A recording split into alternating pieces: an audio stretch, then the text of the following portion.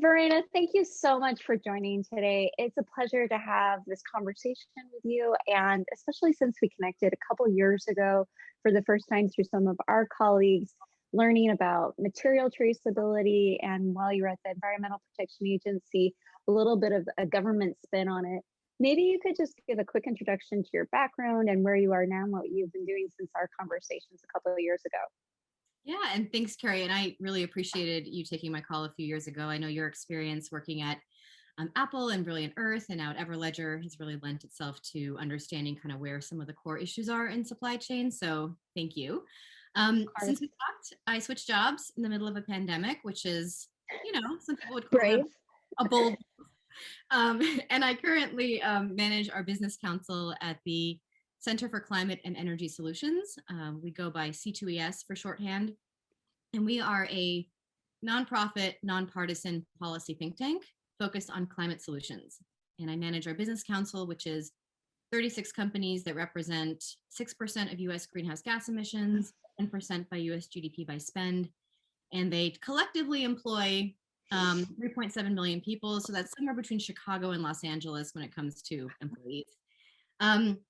And a lot of the companies are in heavy emitting sectors. And so they're trying to figure out how to reduce their emissions. And they also have a lot of supply chain emissions, which was why I thought of calling you. I'm glad you did. This is a great opportunity. I know that we have connected on supply chain traceability on materials and upstream, given my background.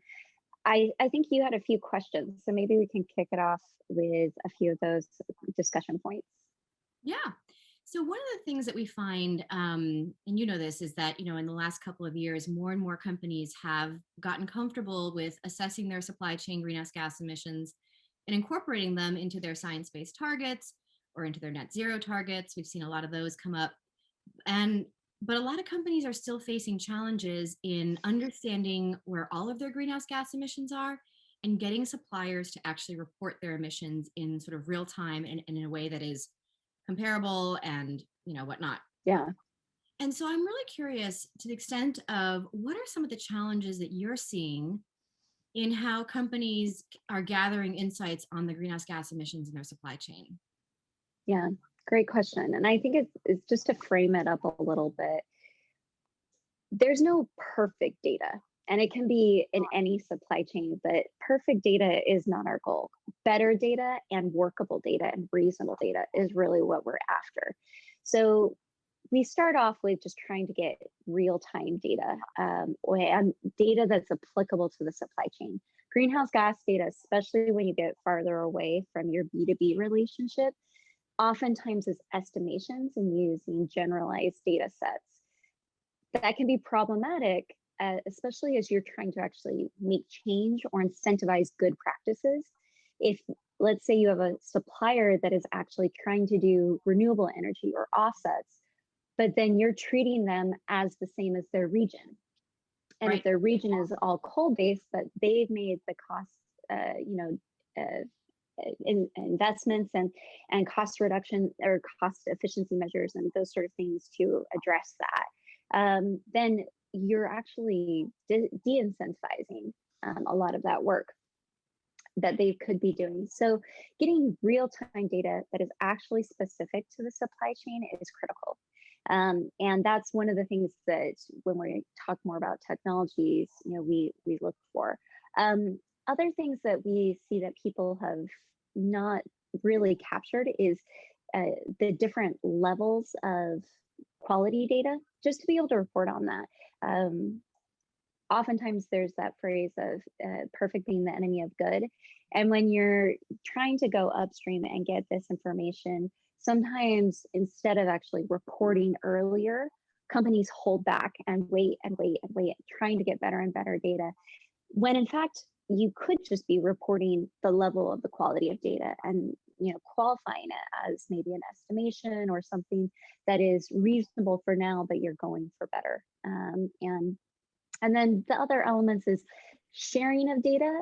They're just like in many social compliance audits, environmental audits, they have been over the last 20 years different types of efforts to share those audits, share the results of the data. But what we haven't seen is in greenhouse gas emissions, really sophisticated ways to share your energy outputs, different types of offset measures, except for more traditional types of very high human impact types of audits and validations.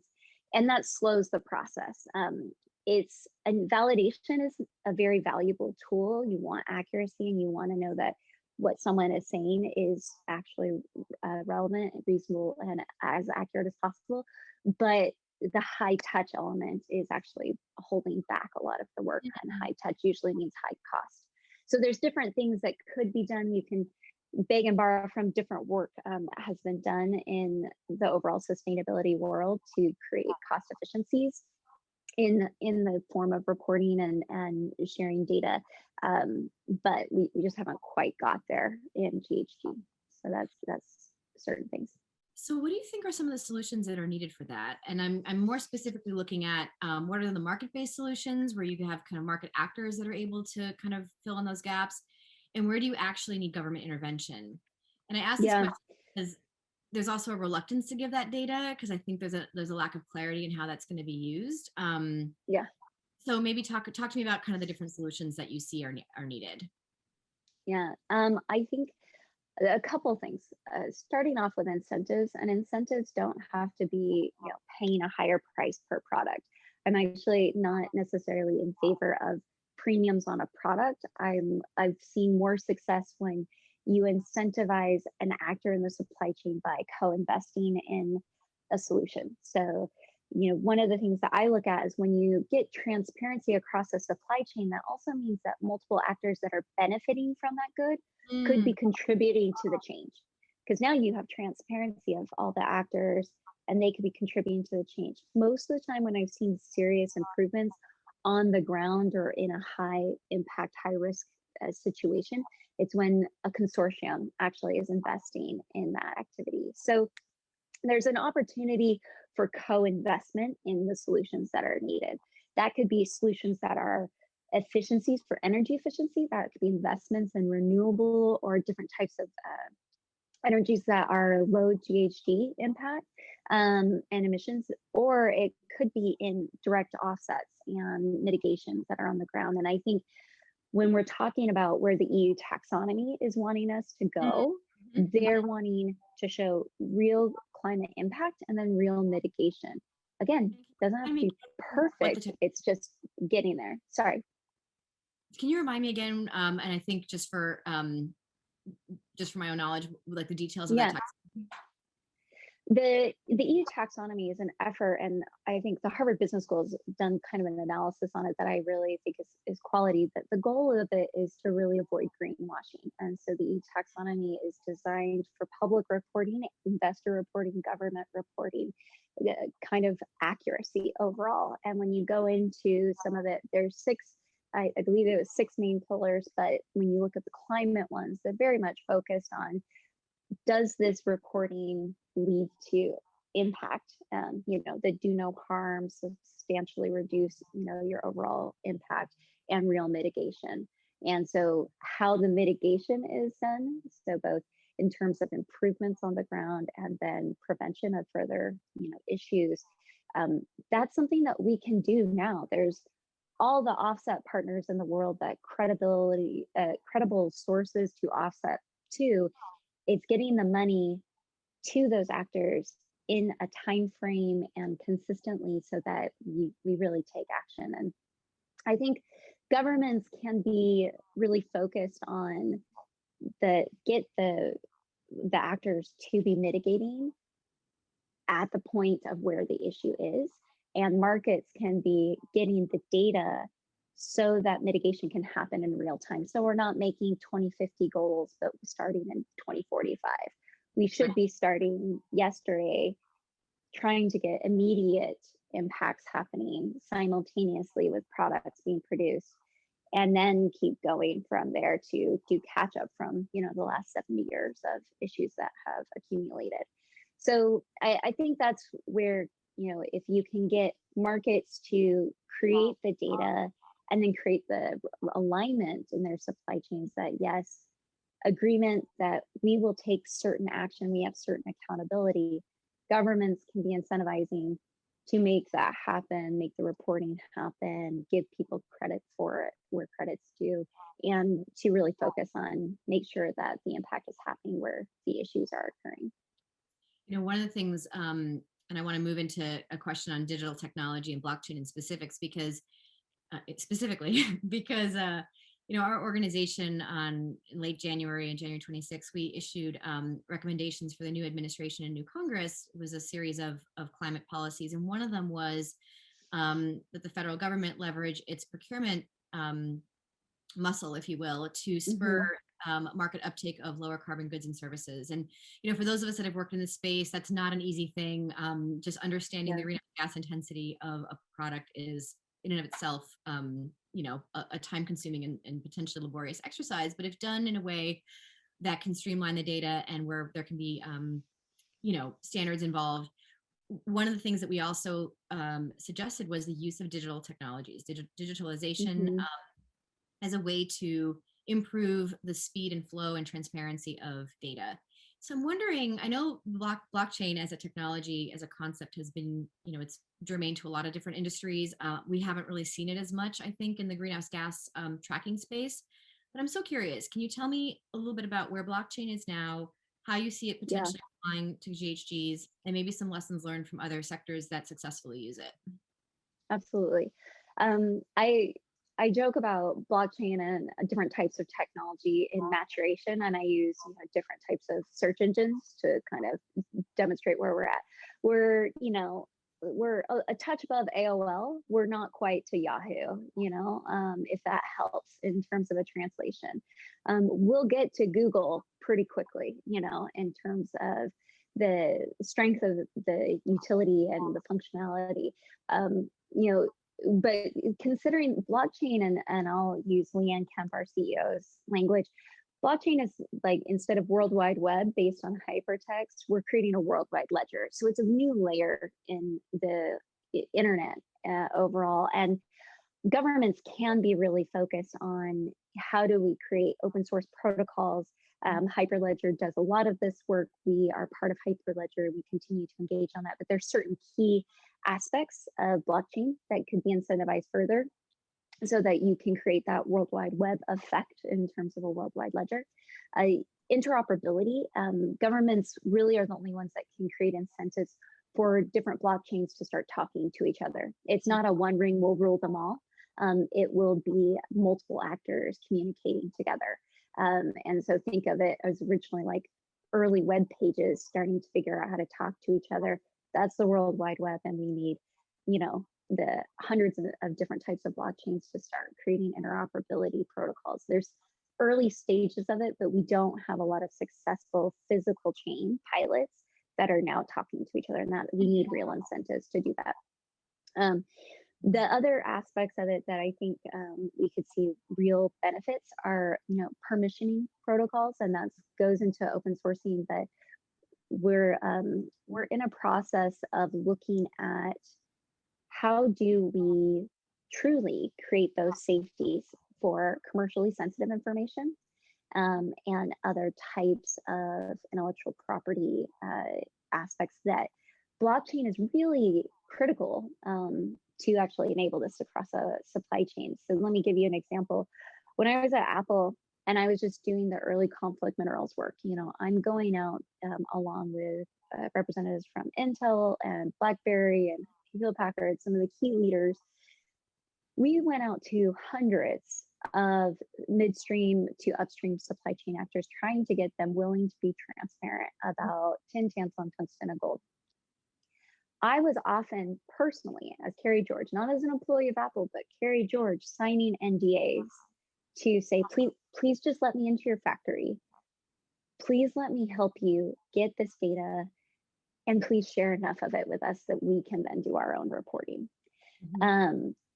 That's a sourcing relationship dynamic, but again, that's just establishing the supply chain, and that nothing else was shared except for these are the actors in the supply chain. Now, greenhouse gas emissions, to verify it, you're starting to understand, energy output, number of products going through, the general energy source.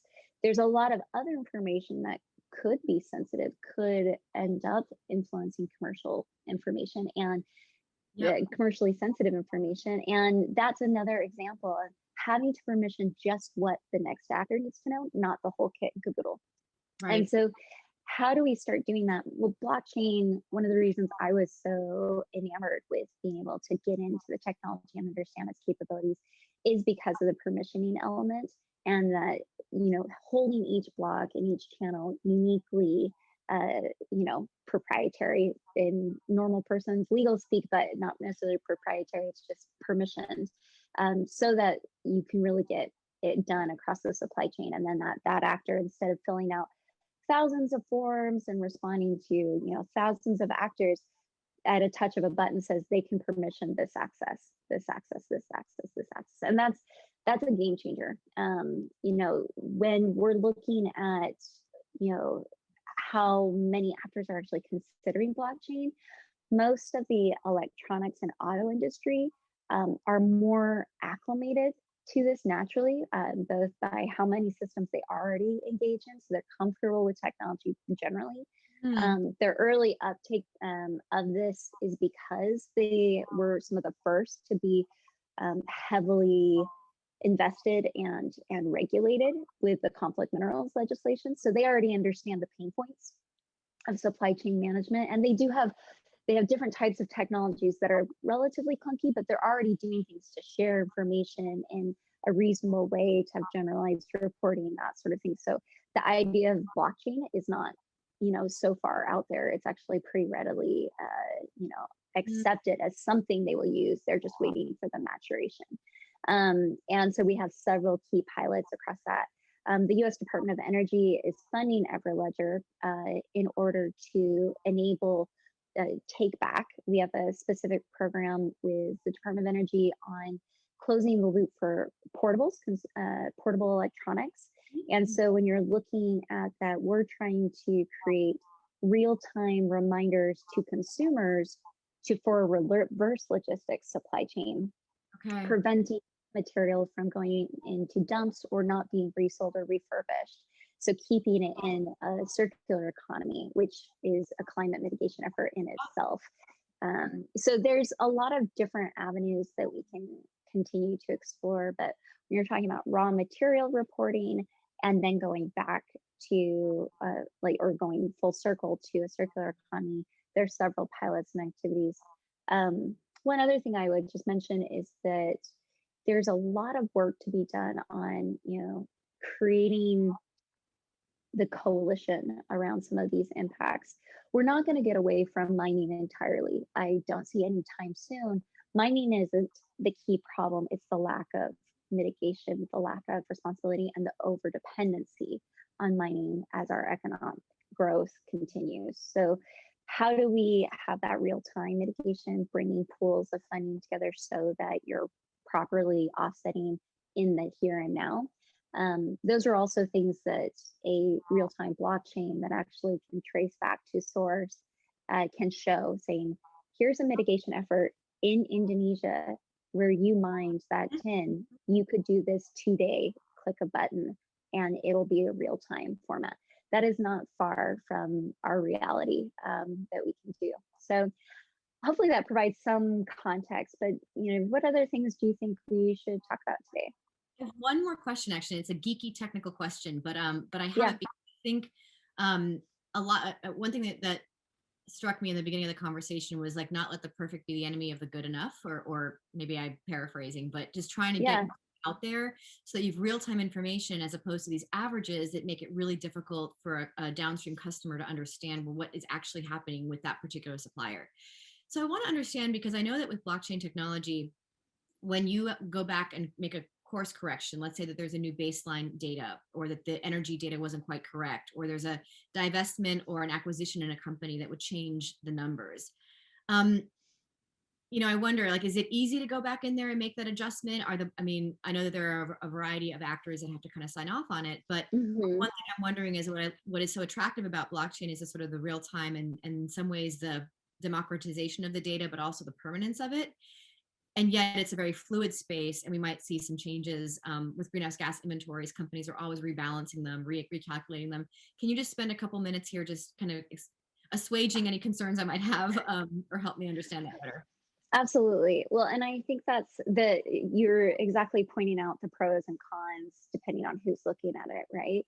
Um, we are in a situation where we often expect perfect and absolute numbers to stay the same, but any practitioner in basically any field will understand that's usually not the case. And that you always have to be ready to make adjustments as needed and that sort of thing. Um, what blockchain does do is that once it's there, it's a permanent record, but you can create the atmosphere that it is acceptable to create a new change, and that you see that change, you can then justify why that occurs, and it just moves forward. We move on with life. It's an adjustment. It's something that can be uncomfortable at first as people understand it, but as people get acclimated and companies understand, this is actually something that will benefit everyone in the long run because it normalizes that actual reality that things change. And until we get there, we still are going after perfect, and we aren't getting to the forefront. This can also be done as an association, as a council, to say this is an acceptable practice. And then you keep moving forward, sign off with different types of stakeholders, activists, and others to recognize this will happen. And under these conditions, that is a reasonable thing to do. So continuous improvement, normalizing continuous improvement. Normalizing continuous improvement and getting a few key actors just to start. I mean, one of the scary things in the conflict minerals land was to acknowledge that conflict happens in supply chains, and that by not acknowledging that, you are then therefore either leading to falsifying your supply chain fraud or totally, sidestepping any real positive impacts that could be happening with all of these reporting efforts. And one of the things I would applaud Apple for is we worked with different NGOs, we worked with various trade associations and mineral associations, and we worked to then just start reporting the realities and tying it to our chain, just saying these were the conflict cases that were in our chain. Do we know if it absolutely was this or absolutely was that? No, but we know that it was mitigated, and we paid into a system to ensure that these things are ongoing and moving forward. So there's loads of opportunities for that normalization to happen, but it does take a group effect. I think very few companies can necessarily step out entirely on their own without at least soon after others following. That's helpful. Carrie, thank you. I don't have any other questions at the moment. I know we just have a couple minutes here. Do you have any questions for me?